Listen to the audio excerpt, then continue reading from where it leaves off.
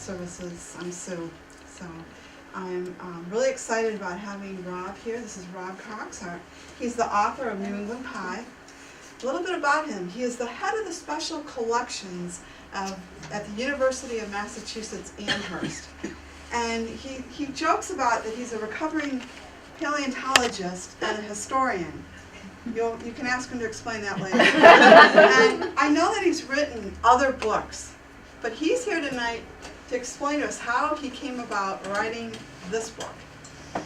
And I am going to say that while the program's going on, I will be cutting pieces of pie, and at the conclusion of the program, I will welcome you to have a piece of pie. But I wanted all of us to give Rob our full attention.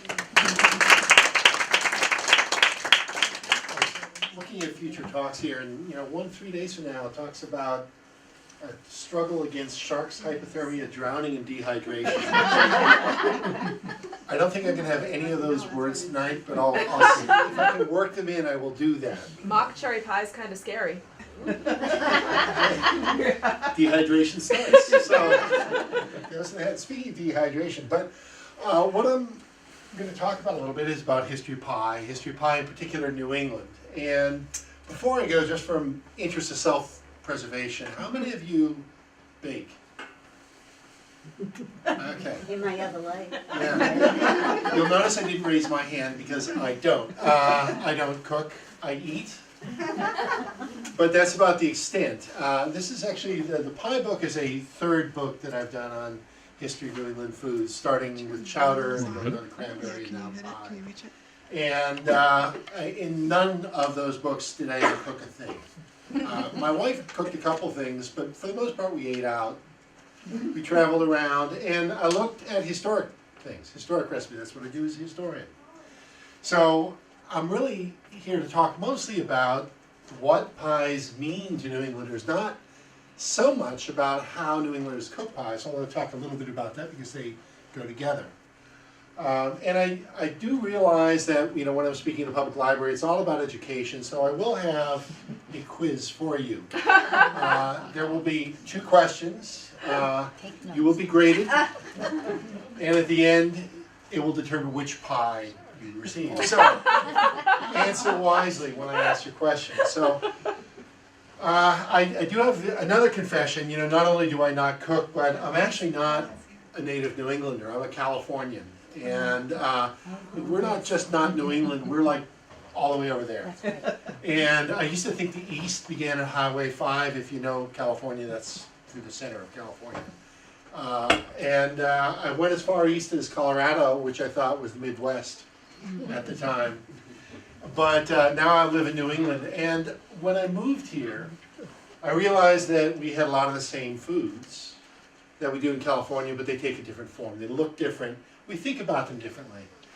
And so when I started this book on pie, I started saying, well, let's think about all the different types of pie that New Englanders hold dear, and let's think about what that means and why, and let's think in particular about the term that I really want to start off with and end up with, and that's the term of authenticity.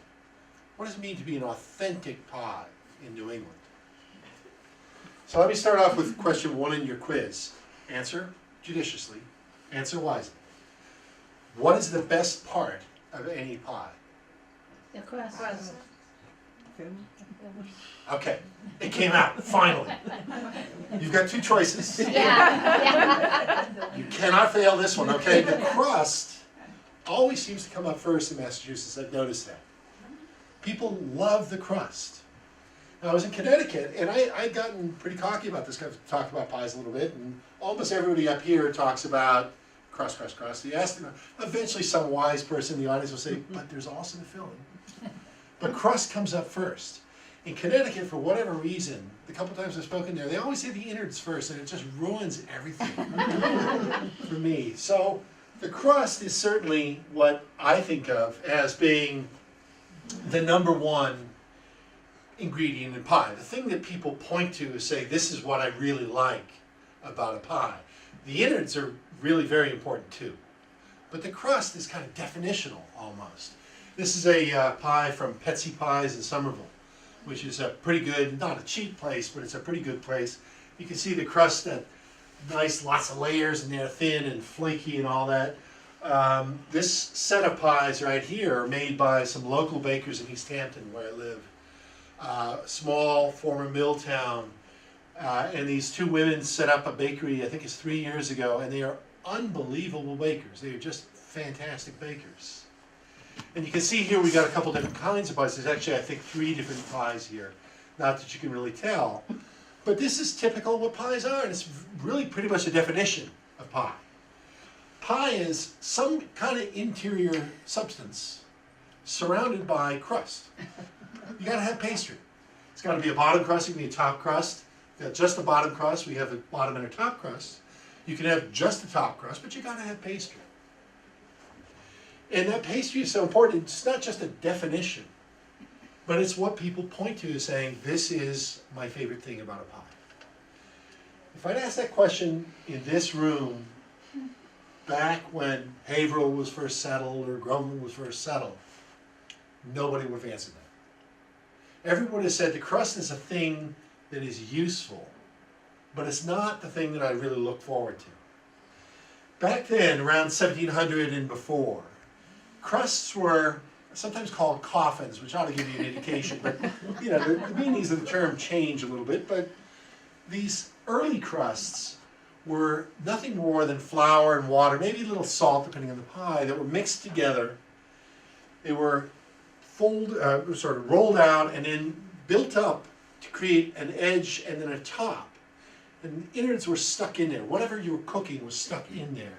And it served as like a self-contained pot or vessel.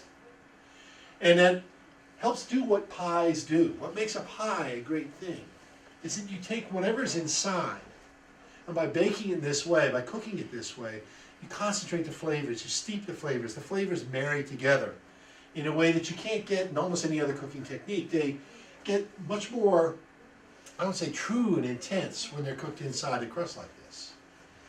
And when the pie came out of the oven, hot as heck, you would let it cool off a little bit, break that crust open, and then you would eat the interior of the pie. And the crust, whatever's left, is this hard, impermeable shell of a thing. And you give it to the kids, you give it to your dogs, your pigs, anything you didn't care about would get the crust. But crust was not something that, you know, most adults would have looked forward to eat. It was just a vessel, a way of cooking things. And you made use of it the best you could, but it was nothing that you really looked forward to. Now that began to change in the 18th century.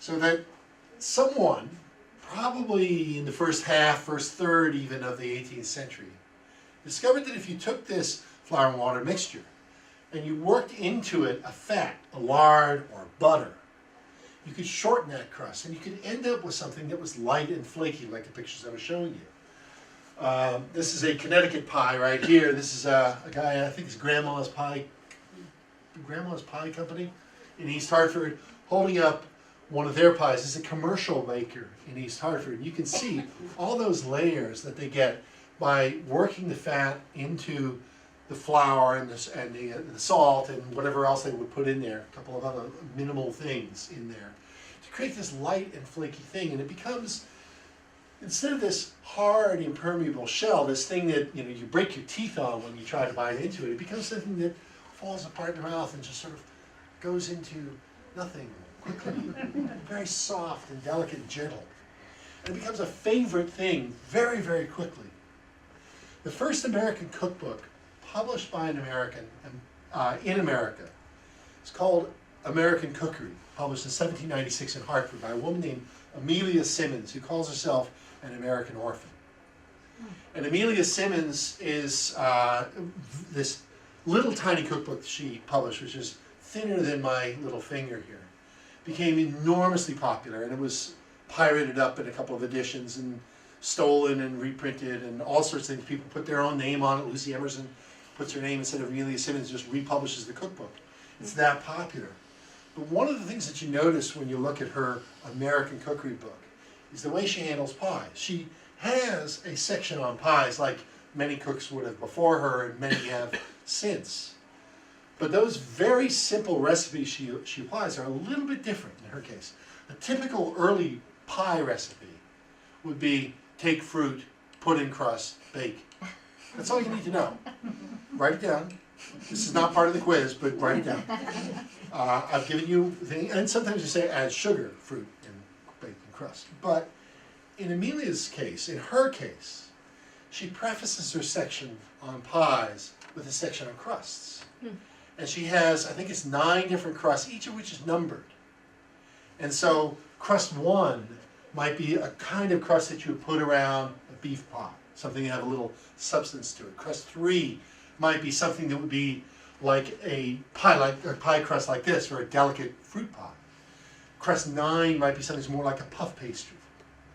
And so when she gives her recipe, she doesn't say just throw fruit and sugar in the crust, but she says throw it in crust number 3 and bake. Or try crust number 1 and crust number 7, one or the other. So her cookbook is an indication that already by the latter part of the 18th century, crusts are taking off in popularity. And ever since then, I tell you, every cookbook has recipes for pies in it. American New England cookbook has recipes for pie in it. And they almost always have some section describing how you prepare your crust, because it makes a difference. I'm not a cook, so I can't tell you. I would be a total failure. I know I'm a total abject failure when it comes to making anything. But when I talk to people, I find that crust is one of those things that people seem to have a natural talent for. The way it's sometimes described is some people have the ability to walk in and just tick things together and make a crust that is unbelievably good. And other people can work very hard at it and fail every single time. I'm in the latter category. But I'm always amazed at the talent that goes into this and the focus that goes into the crust, because it's that important for pie. So I had a second question. And given that you're New Englanders, you should be prepared to answer this one as well. But what is, for you, the most authentic New England pie? Pumpkin. Apple, I love. Pumpkin, that's a good one. Blueberry. Blueberries, brilliant answer. Strawberry rhubarb. Squash. Hold on to that thought. Strawberry rhubarb, love it. So this is a pretty typical array that I hear when I ask people this question. Apple, blueberry is really smart. Rhubarb and strawberry is really interesting. And I started thinking about this when I started the book, and pumpkin comes up, and I started writing down all the pies that I could think of that I think are popular in New England. And you can come up with one after another, and I ended up the book throwing up my hand and saying, how can I write about all these guys? So I ended up selecting 12 and writing about one as a representative for each month of the year. And that got me 12 pies down there, and there's a couple more thrown in there as comparison or as part of the discussion. But I can tell you, there are as many pies that I didn't write about as I did write about, because New Englanders love their pies. And there's a little bit of a problem I had when I was doing this, because New Englanders love their pies so much that they're not really so choosy. You know, pretty much anything you said, other than a couple of these weird Southern pies, you know, too sweet. Almost anything is eaten in New England. You know, I had people, when I asked what's your favorite New England pie, people say peach. I said, peach is New England? Yeah, peach is New England. And you know, peaches are grown native in New England, so people eat them all the time. Cherry pie, sour cherry pie, very much. Now, blueberry is really a good answer for this, because blueberries are native to New England. They were, along with one other fruit. Anyone want to guess what the other fruit is? Cranberry. Cranberry are the two native fruits to New England that have become commercially successful on a real large scale. So those are good answers for pie. But almost all the other ones, when I started down there, I think, you know, I grew up in California. My mother's from Washington State. And if I'd said, what's the best Washington State pie? She would have said, well, blackberry, boysenberry, or apple. Apple would have been one of the top ones that she chose. Growing up in California, would have said, what would have been the best pie? Well, you know, apricot or apple. Apple's everywhere. Blueberry, in fact, is everywhere now. Because the fruits are now grown on such a scale that the blueberry is available all over the country. So what's a real New England pie is a little harder for me to get at, because there are these affection towards a lot of different pies, but that affection is spread like contagion across the whole country. And a lot of these pies are not just New England pies anymore, they're national pies. One thing that New England has done that I find interesting relative to a lot of the other parts of the country is that when I ask what's your favorite pie in New England, I'll hear the ones that you guys mentioned, but very soon if I press a little further, someone would say chicken pie, chicken pot pie. Or they would start listing savory pies. And New England is one of the places in the country that's retained a love almost equal for savory and sweet, at least more than the rest of the country. Down south, I don't think they know that there's a savory pie end of the spectrum. You know, except maybe in the frozen food aisle or something. Something's imported from up north. In California, I think we wouldn't have thought of savory pie unless you pointed it out to us and we said, oh, of course there's savory pies, but pies are sweet. But in New England, it's kind of half and half. And that goes back to English roots here. When the English settled here, they brought with them their culinary traditions. And one of the things they brought with them right off the bat were pies. They loved pies. And they brought, in England, if you go to England, there is an equal love of savory and sweet pies. And they brought that equal love with them to New England. When they settled in Australia or New Zealand, they took the savory end and left the sweet behind. Down in the southern parts of the States, they have the sweet but not the savory. But in New England, we have both. So I started looking around and said, well, is there a pie that is just New England pie? And I ran into, this guy right here. Anyone recognize this? Very odd pie. It's a good guess. It looks like a pecan pie. It's got this sort of slurry here. And this, even though you can't quite tell it up top, that sort of crust up there is actually walnuts. Broken up walnuts, ground a little bit finer maybe in this particular case than you sometimes see. But this is actually a maple pie. It's made with maple syrup boiled down and made into that slurry like you would with a pecan pie, and walnuts up on top. This is a New England only pie as far as I can tell. It's not something I really was aware of before I came here. This thing is from Vermont, which is the only place I've ever seen it sold. There are actually two versions of it. There's the maple pie and a maple cream pie, which are as different as you can imagine. But the maple pie is really, really rare. You don't see it much out of New England. You don't see it much out of the areas that are really heavily invested in maple growing. Sugar bush, you might find this, but outside of that area, not so much. So this is one of the most New England pies. But the book, I decided to start with a savory pie, just to make the point. And I decided to take one that struck me as very peculiarly New England. And it comes from my in-laws, my mother-in-law's family. Now she had grown up, she'd been born in Vermont, up in Barrie, Vermont, and was raised in Maine. And she's gotten over it. But she's a nice person, I'll say that up front. But she was born and raised up in Caribou, Maine, and spoke only French until she started school, when she had to learn English.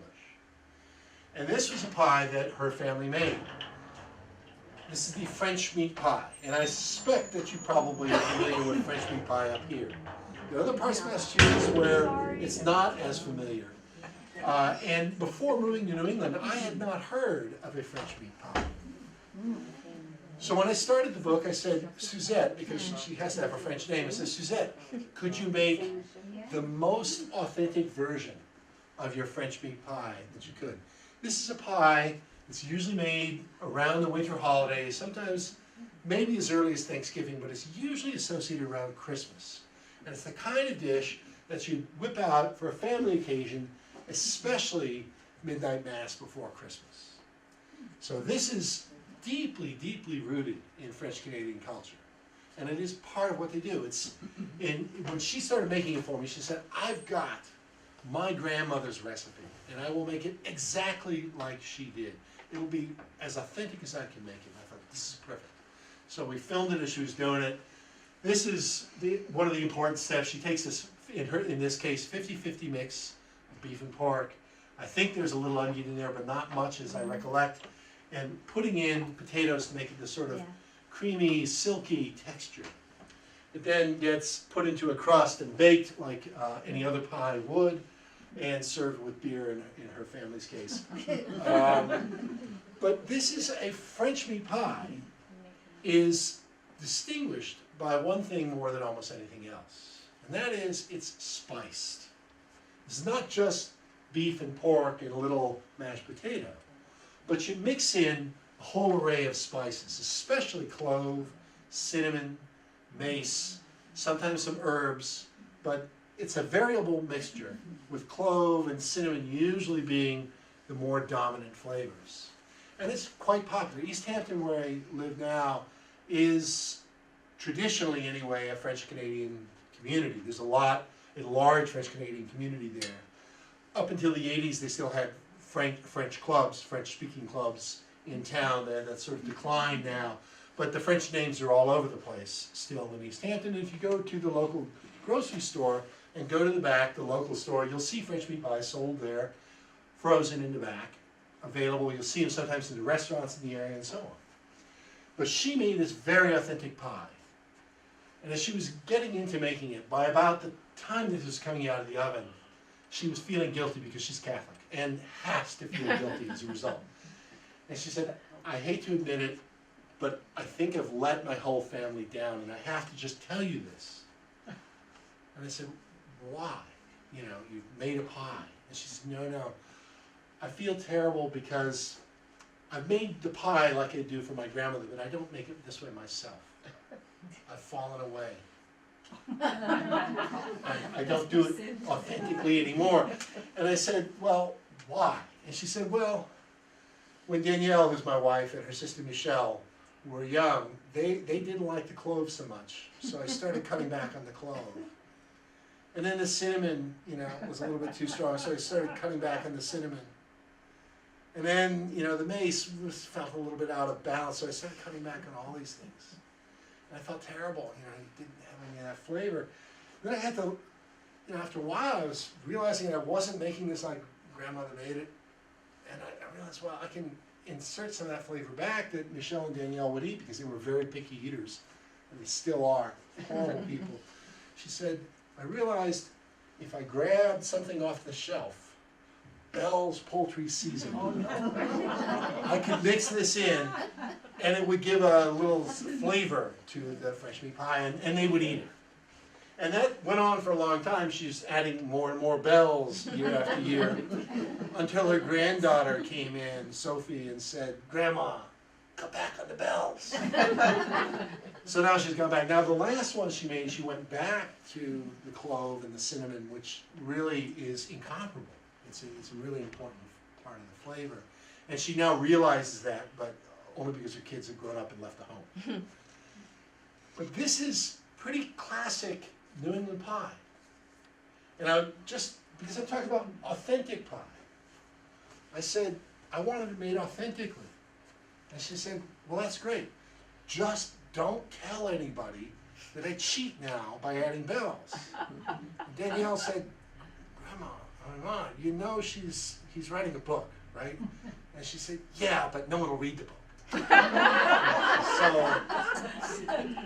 don't read the book, but I'm now on film saying she uses Bell's Poultry. She felt really bad about that because it felt like she was falling away from this ideal of being authentic. And I think I just want to plant in mind now, when we talk about authenticity, that's a feeling that a lot of people will have. I don't do it the same way my grandmother did, or great-grandmother did, or great-great-grandmother did. And I feel badly that I've fallen away and I've used bells. And what's interesting is she developed this bells solution on her own. But when you go online and you poke around, you'll find other people have done the same thing. Exactly. Using bells, substituting bells as a flavor component to make up for all those variations that you've lost over time. And when you go across Massachusetts and you try French meat pie in Lowell or Lawrence or down in East Hampton or in Worcester County or something like that, every cook has a slightly different version of it. If you cross Canada, they use different meats, different blends of spices, more or less potato. The crust will be made in a slightly different way. Just lodge that thought in your mind, that everybody is doing it slightly differently and adapting the recipe as they go along. Now this bit about authenticity, this is my cat. He's very handsome. This is the segue into the next part here. I started looking at pies in New England, thinking about this question of authentic. And I said, you know, there is something that stands out about pies in Massachusetts especially, but in all of New England, when we start looking at this question of authenticity in pie. And that is, there's a heck of a lot of things that we serve here and that we call pie that are not, by any reasonable estimation, a true pie. What I call false pies. Ichiro's is not a false pie. This is one of those false pies. And this is also a deep family shame in my wife's family, not my own. I wouldn't tell my own bad stories. But my wife's family is fine. Danielle, when she was very young and very shy, started at kindergarten at age 4.5 or 5, whenever she went. And as a young, shy kid being thrust in with a bunch of other kids who were all just a little bit older than her, but at 4.5, 5, that makes a big difference if you're 6 months older. She was very concerned about, whether they would like her or what she'd be able to, talk to these other kids. And so the first day of class, the teacher gathered a whole set of students around the rug, and she said, all right, let's get to know one another. And she peppered them with questions, horrible questions, like, what's your favorite color? And, Danielle froze because she doesn't have a favorite color. But when the teacher said, what's your favorite pie, Danielle thought she had this one won because she knew instinctively what her favorite pie was and always had been as a 4.5 or 5-year-old. So some kid answers like you guys did, apple pie, and apple pie makes sense because, when the Puritans came here, they planted apple orchards in Plymouth. And when the folks settled in Boston, they planted apple orchards up on Beacon Hill. We had apples here in every town, every community, of every description in the 18th and 19th century. There were more varieties of apple here than you could ever imagine. Look at the names of apples. There's, Rhode Island Greening, which is, a local apple. Roxbury Russet, the Westfield Seeknofer, the Baldwin. All these are very local fruits. And kids love it. So they answer, I love the apple. Some kid says blueberry. Some other kid who's very sophisticated says chocolate. I love chocolate pie.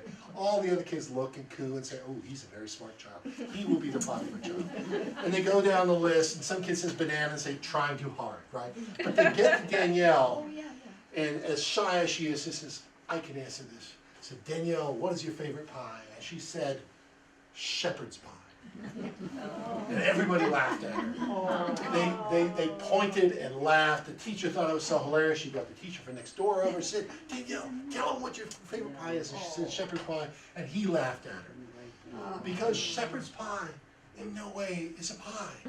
There's nothing pie about this. Pie has pastry.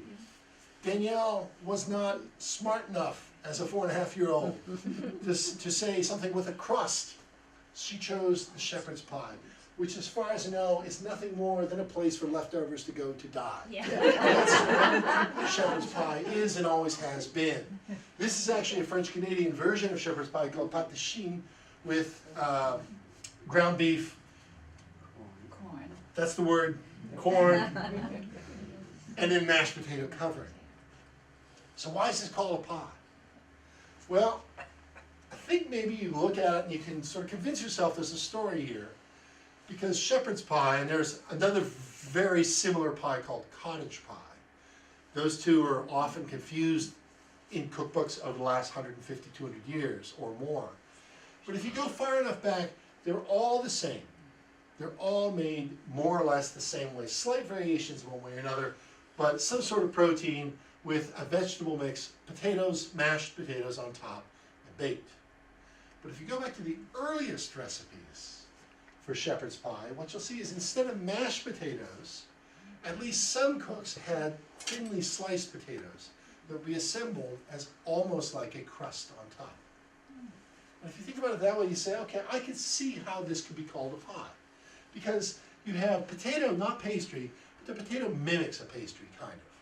Someone read, fairly quickly figured that you mash it makes it a little easier, and there's an added dimension and texture to your pie if you do it that way. And it's stayed the same since then. This is not changed a bit in 230 years, 240 years of cooking, these shepherd's pies, cottage pies. But they're not pies. They're just not. But that's not the one that really bothered me, because the one that really bothered me, Oh, no. yeah, I barely need to mention this. Now, I'm not only not a cook and I'm not a New Englander, but I'm not a big fan of sweets. And so sweet things don't always appeal to me. This is a super sweet pie. It's actually pretty good for a sweet pie. But this is, believe it or not, the official state pie of Massachusetts. The story goes that a high school teacher, I think in Needham, wanted to have a civics assignment for his class to understand how do you get a bill passed in the legislature. And so being a bunch of 9th graders or 10th graders or whatever, where they conclaved, they said, what can we do, what can we get passed? And they came up with the idea, let's take the Boston cream pie and get it named the official state pie. Everything has been corrupt in Massachusetts politically. This is just another example of some group of high school kids getting together and they got it passed. And they got it passed, which just shows everything we know about politics as a complete sham. This is not a pie. This is 2 pieces of cake with a little cream put in the middle there, which has no place in any decent pie. Some chocolate on top, which maybe you can imagine, and nuts around the edge. There's nothing pie-like about it. It's really a cake, but it's called a pie, and it always has been. Now, why? Well, why is a little hard to answer, but there is a history to this pie that I think helps explain why it's so popular, especially in Massachusetts, but it's really a pie that you would see elsewhere. Not just the Dunkin' Donuts and those really bad, overly sweet donuts, but these things are sold nationally now. They're still much more common in New England than they are outside of New England, but Boston cream pie has a hold on New Englanders. It goes back to the 1840s, when the Parker House, now the Omni Parker House in Boston, wanted to establish itself as the finest hotel in the country. And there were a few things that you needed to do to be the finest hotel in the country before the Civil War. One is you had to have good rooms and clean rooms, fewer bed bugs, that sort of thing. Fewer bed bugs. But you also needed to have a superb restaurant. The restaurant was what distinguished a good hotel from a great hotel. The restaurant was the center of a lot of activity. Before the Civil War, you didn't go to restaurants out in the wild, you know, a restaurant down the road. If you wanted fine dining, you went to restaurants in hotels. That's where your best food was served. And the Parker House said, if we want to be the finest in the country, what we should do is go out and get the best cook we can get. And who would that be? A French person. Because French people know how to cook, apparently. So they went and they actually imported a cook from France, a man named Saint-Jean. And they gave him carte blanche to cook and to recreate the menu at the Parker House. And one of the things he introduced was the Boston cream pie, in more or less the form that you would know. This is a photo taken in probably 2015, I think it was, of a real-life Boston cream pie in the wild. This is actually taken in the Parker House, so very authentic. But Saint-Jean introduced this, and it didn't become, I wouldn't say an instant hit, but it became an instant part of the menu and stuck around for a very long time as a popular dish at the Parker House. Now, why is it popular? I think it's popular because it was not unique at the time. There were a couple of other pies at the time, so-called pies at the time, these false pies at the time, that this resembles a great deal, and I think it's sort of important. The 1840s, when Saint-Jean came over here, 1830s, 40s, and 50s, that chunk of time in American history, is a pretty interesting period. It's a period in which Americans, particularly in the eastern states, are looking all around them and saying that the generation of people we know who witnessed the revolution, who took part in the American Revolution, who were part of the discussions about American character, American identity, are beginning to fade and die all around us. We're losing them left and right. There were changes in pension laws so that in the 1790s, to get a pension as a Revolutionary War veteran, you actually had to have done something, and you could demonstrate who you were, where you served, what your role was in that unit. By 1818, they opened it up so that a lot of people who were previously ineligible could get assistance from the state. By the 1830s, 1838, when the later changes in the pension law came, everybody who had seen the revolution, I swear, could apply. Along with your wife, your spouse, your children, could all apply, because this is part of commemorating America. We've made it to 50 years as a country. We've made it to 60 years as a country. And these people all around dying, left and right. So this is part of the background here. It becomes so important. I can't help but mention it, but it becomes so important, this idea of commemorating the American Revolution, that in 1864, there's a man named Hilliard who published a book called The Last Men of the American Revolution, where he took a camera and he traveled all over the eastern states and he photographed every living Revolutionary War veteran he could find. In 1864, that means these guys were 100 years old or more, for the most part. He found 6, if I remember correctly. And this book that he published, The Last Men of the American Revolution, each chapter is on a different vet, and it's started off with an actual photograph of the veteran pasted into the book, so that you can see the guy, the way he looks in 1864, and they don't look good. But it's a brilliant thing, and it suggests what the feeling of the time was like. But these pies had a role here. The 2 pies that are pretty interesting to me that resemble the Boston cream pie are, one, the Lafayette pie, named after the Marquis de Lafayette. Marquis de Lafayette was George Washington's aide-de-camp and close confidant during the war. Served under Washington without pay through the course of the war, side by side with him. And Lafayette came over to the United States for a grand farewell tour in 1824-25. Traveled all across the eastern states. Every town he went to threw big celebrations for him with banners and bunting and food and so forth. And the Lafayette pie originated sometime around then, probably either during Lafayette's visits here or shortly after, to commemorate Lafayette.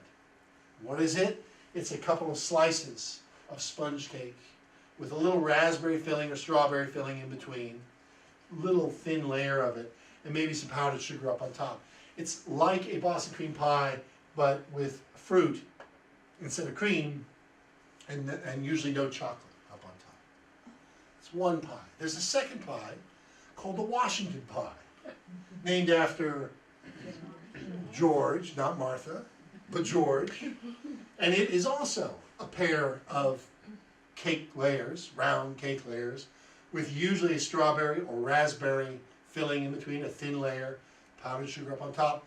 In many cases, it's indistinguishable from the Washington pie, from the Lafayette pie, pardon me. And those two were often confused in people's minds with the Boston cream pie, at least in the early years. All 3 of these things are variations on the same theme that people couldn't keep straight. People got confused. The Boston cream pie is a little bit different, but they couldn't keep them all confused. But what was good for the Boston cream pie is that here, this pie that wants to make the greatest hotel in the country is associating itself almost accidentally, but maybe not entirely accidentally, with American history, with the great heroes of American history, with Washington and Lafayette, by being similar to it. And if you think I'm being crazy, these 3 pies are in fact all very popular, all often confused, and they are also, I would say, often served at low-quality restaurants who are churning them out to sell to the gullible people out there. It's bad enough that the Boston Globe in 1889, which is known for its great poetry, published this poem. This is a piece of a poem that they published on, that's the Parker House in that photo there, on these 3 pies, complaining about the quality of these things. It says, "The mighty name of Washington, what vandal dare to lie with this malign monstrosity that's neither cake nor pie? A messy, mucilaginous, pestiferous compound. Why should language bold hold such libel bold upon both George and pie?" you know, this was not quite sharks hypothermia drowning with dehydration, but it's pretty close, right? If you use mucilaginous pestiferous compound in any poem, right, I'm gonna love you. These pies were all popular, enormously popular. There's a great account that I discovered of prisoners in a Confederate prison during the Civil War celebrating Washington's birthday by getting a Washington pie set in. And it is reminding them of home and of hearth and of nation and all this. But what happens around this period of time is that the Lafayette pie sort of drops out of sight. People forget about Lafayette more or less. The Washington pie remains very popular into the 20th century, usually associated with Washington's birthday. And you'll see occasionally newspaper accounts in the first third of the 20th century where somebody will try to create the biggest Washington pie. They'll celebrate Washington's birthday by having 100 pies served to the town, that sort of thing. But it also sort of disappears. The Boston cream pie persists. And it persists for probably a couple of reasons. It's a little bit different, a little bit fancier, a little bit nicer in some ways. It's got that chocolate layer that people like. But it's also persists, I think, because the Parker House persists. The Parker House knows how to market. Everyone knows Parker House rolls. Everyone knows Boston cream pie. And we know them because of the Parker House. They're not bad foods, but the Parker House is really good at promoting themselves. The Boston cream pie is also, I think, tied into other parts of American history, and I don't quite know how to make the connections here other than just to say them, but if you went to the Parker House in the 19-teens and you went back into the bake shop, you would have found one of the bakers there was a guy named Ho Chi Minh, who worked in Boston for a few years baking Boston cream pies, among other things. And a few years after that, if you'd gone out to the restaurant, one of the guys cleaning up the tables out there, bussing the tables, was Malcolm Little from Roxbury, and his job. So the Boston cream pie ties Lafayette, Washington, Ho Chi Minh, and Malcolm X all into one package. That's a powerful thing. So having it named the official state pie of Massachusetts, that's a good thing. It's a good thing. It's a powerful thing, tied into American story in a lot of different angles. There is one other false pie that I find particularly pernicious. And I cannot excuse this, I really can't, but the whoopie pie has a hold on New Englanders, and I'm afraid the further north you get, no offense, the worse it is. The whoopie pie is the official state treat of the state of Maine. Now, that's kind of an embarrassing thing to mention for Mainers, but not all Mainers. Maine people love the whoopie pie, and they claim it was made in Maine first. There's some people in Lynn who claim that it was baked first in Lynn, Massachusetts by some bakers there, and they may actually have some evidence for that claim.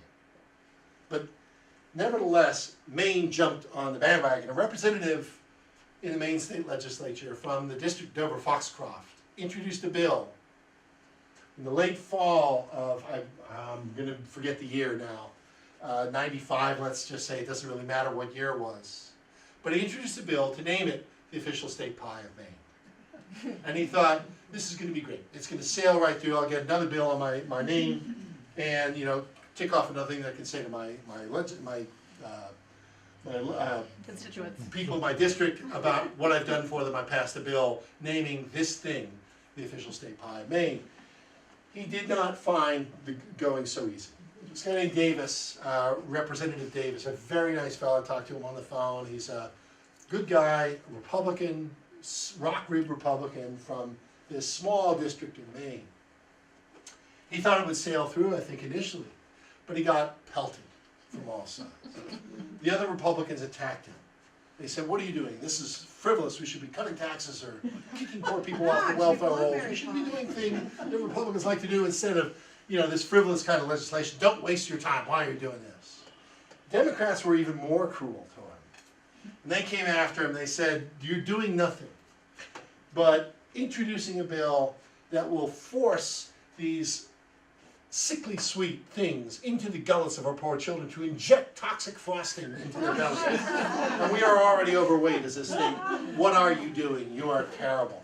And he knew that he would have opposition, but the opposition on both sides of the aisle was fierce. It kicked up another notch because the only other state, as far as I know, who really care about whoopie pies, other than the people in Maine, are the people in Pennsylvania. And I worked in Pennsylvania before, coming up here in the Philadelphia area, and in southeastern Pennsylvania, they have this bizarre notion that the whoopie pie is theirs down there. The story that they tell is the whoopie pie is an Amish pie, that this is made by Amish people, and I have no idea where that idea comes from. But the idea is that somewhere, some Amish wife made these things, put it into her husband's lunch, he opened his lunchbox at work and looked down and said, oh, whoopie. I don't think that happens. This is not an Amish word, whoopee, as far as I know. The Amish are not known for whoopee. This pie is deeply popular down there and thought of as their pie as well. And they got their knickers in a twist in Pennsylvania when they heard about Davis's legislative triumph or his legislative efforts up in Maine. And they started having rallies, holding up signs in the middle of winter and driving snow to demonstrate their fortitude, saying, give me whoopee or give me death. This got into the New York Times, of all things, because it became this interstate rivalry. But Davis is a clever politician and a good guy, like I say, and he kept at it. And he kept poking and poking, and he finally started bringing people around, because people in Maine may not like each other in the legislature, but they hate Pennsylvania. So they firmed up, and it started to look like things were going to go when he ran into the single most powerful lobby in Maine, which is the blueberry lobby. And the blueberry people said, no way is this going to be the official state pie of Maine, because the blueberry is Maine. So Davis said, we can cut a deal. And he did. Blueberry pie entered the books as the official state pie of Maine, the whoopie pie as the official state treat of Maine. And that's where it stands today. Now, Davis said that this was all an economic bill. This was an economic incentive. He said, we have a lot of small bakers all across the state who make their living off of trapping unsuspecting tourists into buying these products. And they succeed, and it does very well. And he has a lot of small bakers in his district and all around the state, so there was plenty of buy-in from other legislators at the end of the day. But Dover-Foxcroft has one other thing that it's known for. Well, one thing that it's known for. The annual Whoopie Pie Festival. 1 week a year, Dover-Foxcroft doubles in size when people come to eat these horrible things. And they spend a lot of money in local hotels and more local hotels. They don't need to eat, so restaurants don't make out. But the bakers do make out, and the local economy gets a shot in the arm. And Davis says that he can show that naming the whoopie pie, the official state treat of Maine, has helped out his district. And the district will continue to be elected. Now, that's not the end of the story when it comes to false pies, because New Englanders are not just about false pies, things like whoopie pies, or shepherd's pie, or Boston cream pie that are not pies but are called pies.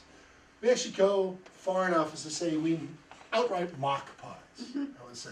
We don't just lie about them, we make fun of them. Now, when I think of cooking and mockery, the first thing that comes to my mind is mock turtle soup, which is something that I occasionally encountered as a kid. It's like, why? What is mock turtle soup? Well, mock turtle soup is something that has a very long heritage. It goes back probably close to 300 years, maybe a little bit more than 300 years now. It originated at a time when British sailors are leaving British ports and going to sea for months at a time, weeks and months at a time. And when you're at sea back in the 18th century, early 18th century, you're eating what you have on board, which are dried, pickled, and stored foods, things that are not fresh. And after weeks and weeks and weeks of that, any fresh food is viewed as a specialty, a special dish. And one of the foods that could get fresh at sea, when they're cruising around the Caribbean or subduing the South Pacific or South Atlantic, are sea turtles. And so sailors out at sea developed a real taste for these things. They were the special catch. You know, if you could get a sea turtle, pull it up on board and eat it. It was fresh, it was something different from your monotonous diet. So the sea turtles became very, very popular. That's all well and good until you go back home. And you go to your home in the center of England, in the Midlands somewhere, and you say, where can I get a good turtle steak? The answer is, you can't. And if you can get it, it will be so expensive you couldn't afford it anyway. So what cooks begin to do, and this is the important thing, is they take what they have on hand, and they play with it, with spices and ways of preparing and cooking and adding different things in there, and they make it seem like the thing that you really covet. You don't have turtle? Take pork, take something else, prepare it in a way so that it mocks or mimics the turtle. And then you succeed. Your family, your husband, your sailor, brother, or son is able to get that food that he really covets. Now mockery takes off like you can't believe. This is mock recipes from a single cookbook published in 1830 called The Cook Not Mad, which is self-denying. But you see here in this one cookbook, they have recipes for mock hare, mock goose, mock mutton broth, mock pheasant, mock venison, mock gooseberry, mock tomatoes, mock capers, mock turkey, mock salmon, mock crab, mock chicken croquettes, mock chop suey, mock lady cake, mock loaf cake, mock meat pie, mock cream pie, mock lemon pie, and I could go on and on and on. So what's going on here? Why are we seeing so much mockery? And I'll notice mock pie, pie, pie. Pie is being mocked. Pie is usually not an expensive thing. Pie is something that is served, it's a family dish for the most part. Pies are usually not very fancy. Some can be, but for the most part they're not. So what's going on? You're not taking something that's rare or expensive and making something cheap seem like it. You're doing something else going on here. So I started thinking about that and I said, what are they doing? Well, the most famous mock pie, anybody know what the most famous mock pie is? I'll give you a hint. Oh, dear. A mock apple pie, yeah, and you know, I hear gasps, you know, this is clearly the dehydration setting in right now. Mock apple pie is something that I was familiar with as a kid in California because it was always on the back of the Ritz cracker box, and it looked horrendous. It looked like the kind of thing that you would just shudder if your mother fed it to you, and my mother thankfully did not, because she was as bad a cook as I am. But this, I always thought, was a mockery foisted upon us by Nabisco as a way of selling more crackers. Who in their right mind would mock apples, of all things? And I thought, okay, this is Ritz Nabisco selling crackers to an unsuspecting crowd, a way of just getting more product out into the public, finding a larger share of the market by finding new uses for the product, a classic marketing technique. And I thought, goes back maybe to the 1950s, sort of seems logical. Era when processed foods are sort of taking over, becoming much more and more common, more and more common. Couldn't be more wrong. The mock apple pie doesn't go back to the 1950s. Let's go back to the 1850s. It goes back at least to the 1830s. And one of the earliest, if not the earliest recipe that I found, has this most beautiful name for a pie. It's called the chemical pie. And the beauty of that pie is that they take this recipe in 1830. And what it consists of is crackers of some sort that are crunched up. I think there's a little butter in there, there's not too much else. But they have this chemical reaction that takes place when you mix cream of tartar and lemon juice together. And those two ingredients mix to create a taste that mimics malic acid, the acid in apples that give it that little bite, pretty accurately. Accurately enough that people have tried this out, and in a blindfold taste test, texture aside, you can really have a hard time telling what is the chemical reaction versus the real apple reaction. So it's a pretty good thing. Now, it still doesn't explain why we're mocking apple pie. I already mentioned that apples were ubiquitous in England. We had apples everywhere. Every town had their own brand of apples. In fact, if I'd gone to here in 1790, and I went out to Amherst in 1790, and I'd gone to Worcester in 1790, and maybe down to the Cape, all of us would have had apples, and each town would have had its own particular favorites. Each baker probably had their own favorites. So the apple pie might be as different up here from down in Amherst as any of the pies back then would be from today. They were highly individualized. So what is going on here? We've got a ton of apples. They're cheap, and they are ubiquitous. So why are we mimicking?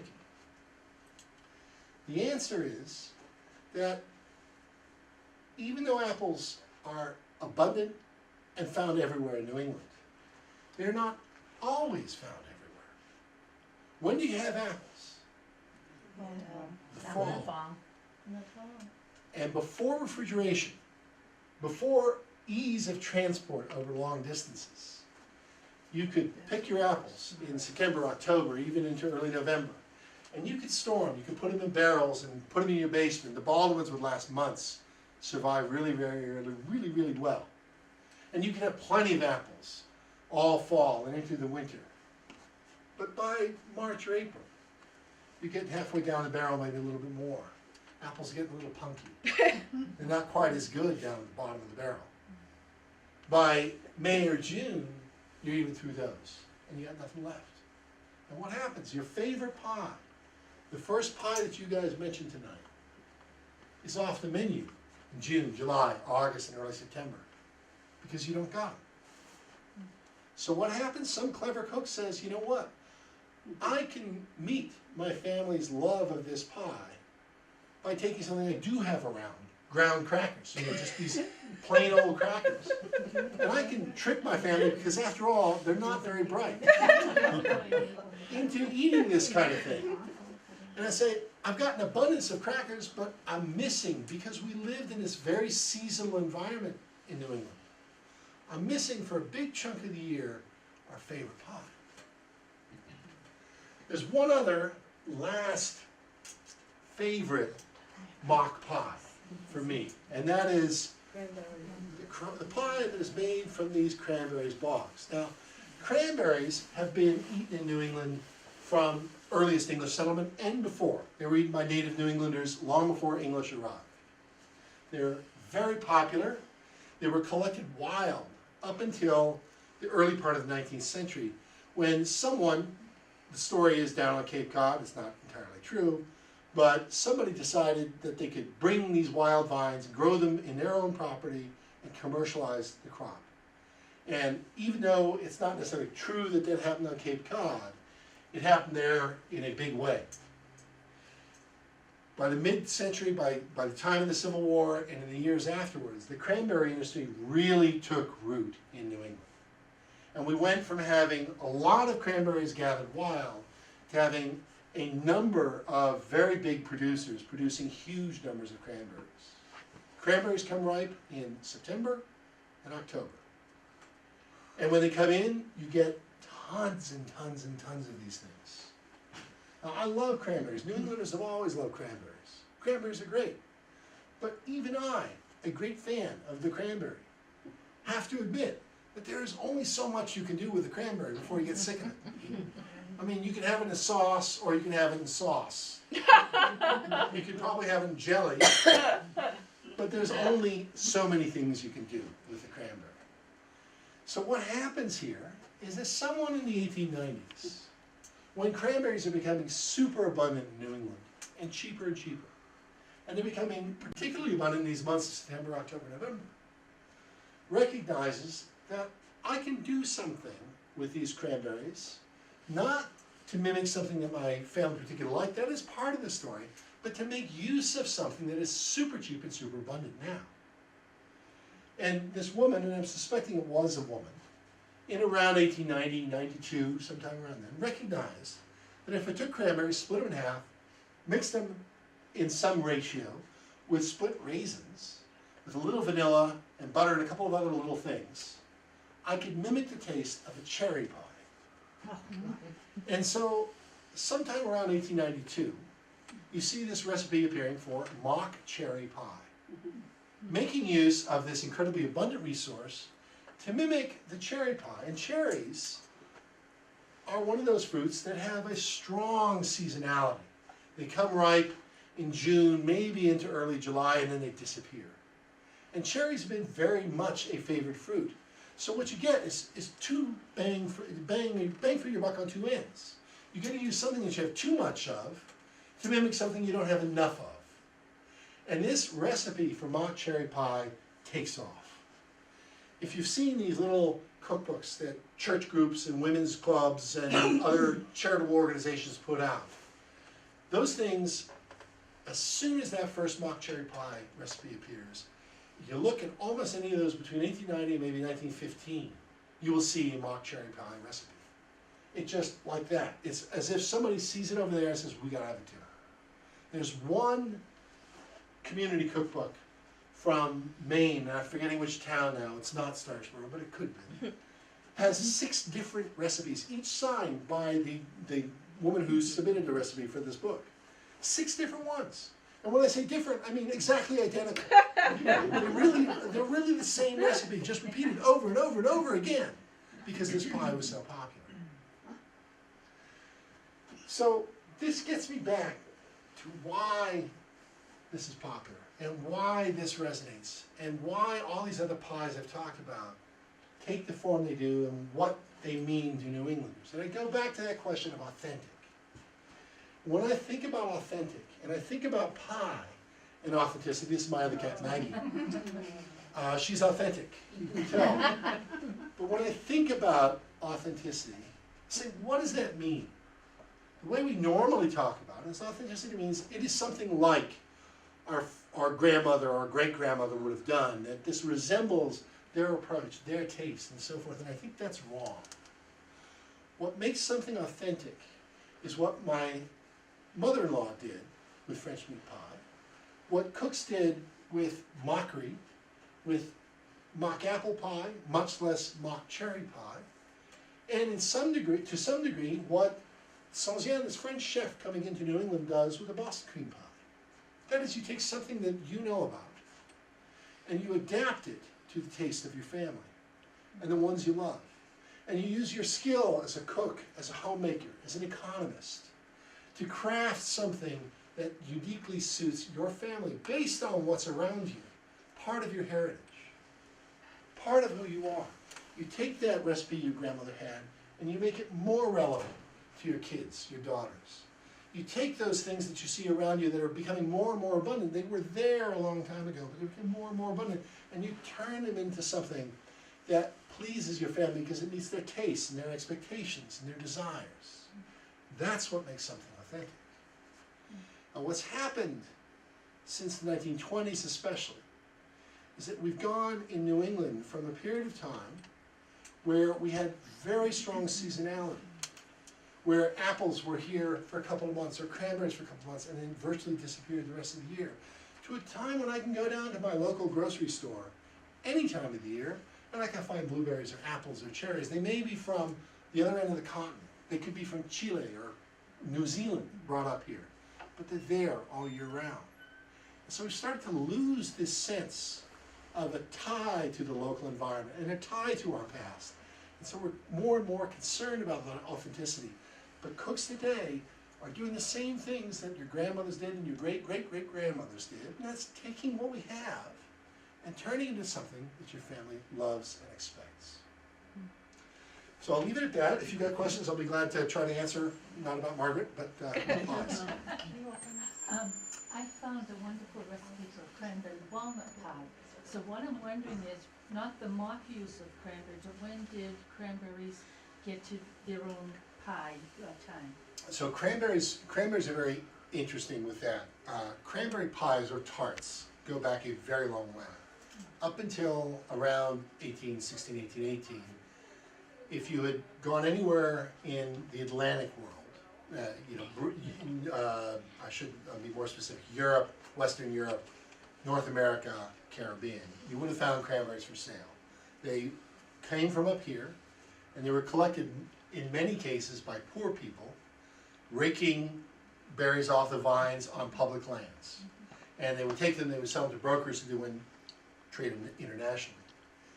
And this was viewed in New England and the equivalent in England as a way of supporting the poor. It was poor relief in a lot of ways.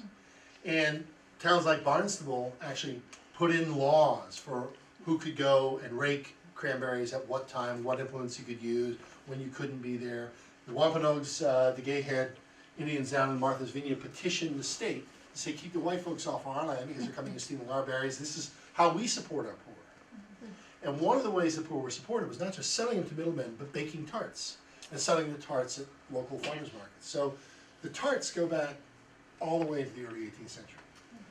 And probably later, and throughout the 19th century, the cookbooks that I'm talking about, the New England cookbooks, you will often, not always, but quite often, have recipe for cranberry pie, cranberry tart. And they're almost always variations of the same thing. They usually do not have a top crust. Sometimes they do, sometimes they don't. It's usually cranberry, sugar, maybe a little vanilla, and sugar and cranberry and vanilla. And they are delicious. Some of them have other things mixed in, like spices and so forth. But that basic recipe is there and continues to today. You know, what makes it so special, at least with my family, is the fact, because you don't get cranberries all the time, that it's a winter treat, and then that's it until next year. Yeah, and that's, the cranberry industry is trying to change that a little bit because they're looking for other products that can sell outside of that season. But that's traditional. It's absolutely, you would have seen cranberry tarts from September to maybe January. And you just wouldn't have them other times so much. Last night I encountered something. I ordered a lemon meringue pie at Blue Colony Diner in Connecticut. And I was enjoying the meringue, and all of a sudden I found yellow cake between the meringue and the lemon. Really? I don't want this. No, that's nasty. That's a very funny thing. I've never seen I that. wondered if you'd ever No, I mean, I actually, when I did the book, one of the things I feel badly about is because I chose only really 12 major pies. I skipped all of the lemon meringue and orange and cranberry and grapefruit that I could have done, those citrus pies, and I skipped the cream pies. I didn't do cream pies or custard pies, all of which were very popular in New England. I really didn't realize, it took me about halfway through the book before I realized how popular lemon pie was in New England. And it's not necessarily lemon meringue, but meringue was sometimes part of it, but that lemon pie was really, really common in New England going back to the early 19th century. And much loved. And it's pretty much what you see today, is that slurry, that lemon taste that is made there in a usually open top pastry. Sometimes with, sometimes without the meringue on it. But it's something I didn't write about. But I've never seen it paired with cake. I don't think I have. Like that. That's weird. Never again. You said you lived in California for a while. Well, I have a son and daughter-in-law out there. And she said the apple pie and the pies in California are not the same as pies back here. She says they come from the state of Washington. And when she comes back home, she has to have her apple pie. You know, when I talk to people from the South, they'll say the same thing. They say, I get a pie back home in Louisiana. And, oh, it's so much better than what you have up here in New England. And usually what they mean so much sweeter than what we have up here. And people do get these slight regional differences can be pretty profound. But the thing when I think about an apple pie is even in New England, if you think about apple pies, when you look around New England and talk about what is an apple pie in New England, you'll see some people add raisins, which I find abominable. Some people have tart apples, some people have sweet apples, some people cut them fine, some people cut them coarse. And there are as many varieties of apple pie in New England as there are outside of New England. And so it's probably true, and I would have to think about it. It is probably true that if I were to look at the typical apple pie in Washington, that it probably is a little bit different than the typical apple pie in New England. I don't know that I would attribute it to just geography. The apples that grow out in Washington are a little bit different than the apples out here. Yeah, that's what you And said. everybody has their own favorite apples, right? I love Northern Spy, for instance, which is a good New England variety. My grandmother lived in Kennewick, my mother grew up in Walla Walla and Pasco and out in Washington. You know, Kennewick is apple area, and out there it was Red Delicious, and then Gold Delicious, and then more Red Delicious. That was like Vermont, we had that. Yeah, Red they- Delicious and, That apple production has shifted a lot, so depending on what you like, it might not be your favorite. do they have a favorite pie in California? What do they? You know, I think if you'd asked me when I was a kid, we probably would have said apple would have been one of the things that we would have thought of as an apple pie. And I know in my family we would have certainly said lemon meringue. That was a popular thing. And those fruit pies do tend to be popular out there. Lemon, you don't see orange out there too much that I'm familiar with, but you might. But blackberry, boysenberry, those might be from my Washington roots. Boysenberry, yeah, my son mentioned boysenberry. Yeah, boysenberry in Southern California is He lives like in popular. Northern California. I'm a Northern Californian too, Yeah, so, so- yeah, but certainly boysenberry would have been one that we saw a lot. And blackberry was another one we saw a lot. I don't think I saw raspberry pie before I moved back here, but blackberry and boysenberry out there. Huh? But I just thought I'd get the comment first. Sure, no, Thank you. I've seen recipes for a Marlboro pie, which from what I can tell is grated apple and a custard. Is that a New England thing, or? it is. Marlboro pie is a very old New England pie, and it is apple and custard. And I've had it, Stop, go get a piece of and pie from it Mac. is kind of funky. You know, it's just not what Seems you. like it would be an odd texture. It is an odd texture, and I've only had it once, so I don't have like a lot of experience with it. And while it tasted good, it was an odd texture. It's not what you expect with that taste. So is that something? Because I've seen poems written about dried apple pies and how people hate dried apple pies, which of course is the ring of the apple that's dried and then they reuse. So could you use those in the Marlboro pie? Is that what? The one I had did not, but I think you might. The one I had was like apples that seemed to be prepared like you were preparing a regular apple pie, Yeah. but with that custard. And as a result, it sort of, to me, blunted the tartness of the apple, that I Yep. really like, with that super sweetness of the custard. Yep. And when you put the textures together, it was an acquired taste for me. But it was very, very popular in New England for a long time. And you do see those recipes cropping up even today. I mean, they are still around. I had, the one I had was made by a professional baker down, I think it was on the Cape or near the Cape anyway. And it was a well done pie. It just was not to my particular taste. Yeah. So, but you do see it. What about graham cracker crust?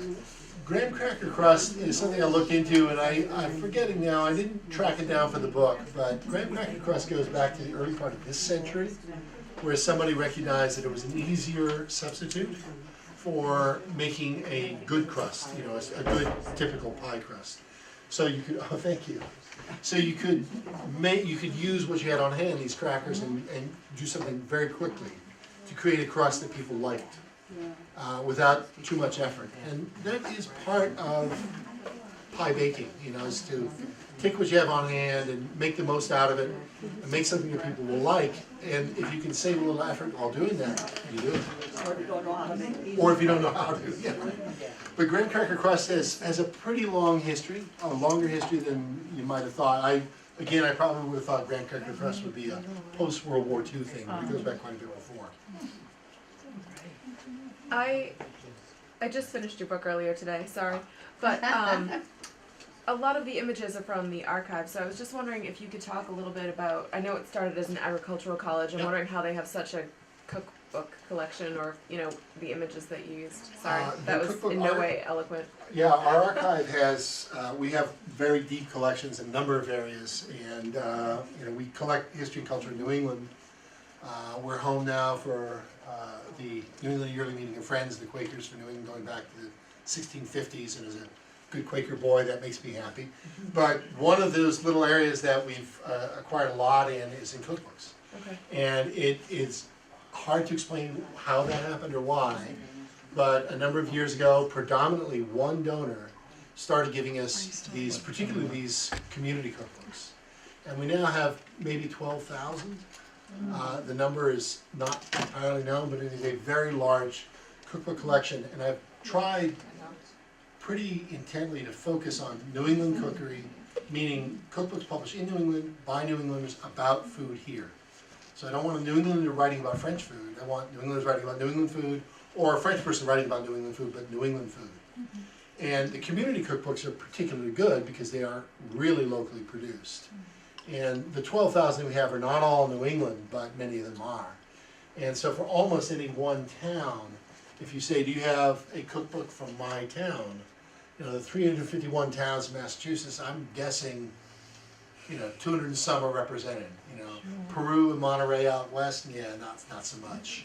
I'm not sure that Roe, would have much, or Mount Washington. But if you get to anything where people live, where there are more people than sheep, we're likely to have some kind of cookbook.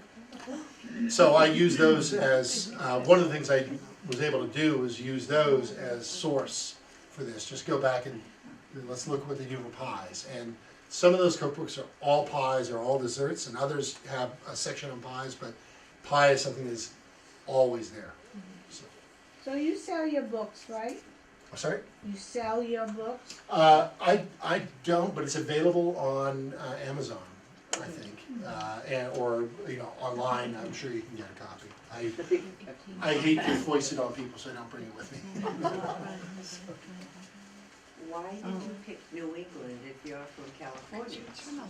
I moved here, and as head of the archives at UMass, it's my job. One of the things we do is New England and New England history and culture. And when I arrived there, I had a student who'd grown up in Marshfield, from an old Marshfield family, and he was finishing up his senior year, and he wanted a project, and he cooked. And so we said, let's figure out something. So we went back to these old cookbooks and went through and we put together what we call the Compendium of Chowder, where we took every recipe we could find for chowder and we created this online site. And a publisher saw it and said, do you want to do a book on chowder? And he said, well, I don't write. And I said, I write, but I don't cook. So we got together and I said, we do one if I could do three. And I don't know why I said three, but I said three, yeah. So chowder is where it started, and chowder in Nashville is where it started. But anyway, we went from there, and then I did the cranberry, and I knew I wanted to write about cranberry because I was very interested in many aspects of it. And then pie just sort of came up as a third. But California, you think of as being health food. And you don't think that pie would be all that popular out there. Yeah, my family, not so much health food, but yeah, I mean, there is more of that there, and I think I didn't entirely recognize when I was a kid where I grew up the amazing variety of very fresh foods that we had. I grew up near the garlic capital, and 90% of the garlic in California is grown near where I grew up, and 90% of the garlic in the country is grown up in California. And Gilroy. In Gilroy. And then down the road the other way is Castroville, which is the artichoke capital, and we had, my yard was, the fields around our house was apricots and prunes, and so, everywhere you go you had fresh food, and that was nice, growing up. Not always healthy. Well, thanks, eat pie, please. Thank you. Before you shut that off, Where are you? I just need to put a plug in for the. Okay. Yeah. You can zero in on this. The pies are thanks to this bakery. It's good, it's more strawberry. The second generation Italian bakery, Albi's in Bradford, is who made the pies. It's thanks to them. Do you know where Chick's roast beef is? Right next door, and there's that Shell gas station. They're right between there. I never saw them. Really nice. Thank you, Albie's Bakery, because they gave us a deal. We really appreciate it, and it's delicious. Thank you, everybody. Thank you. Stop.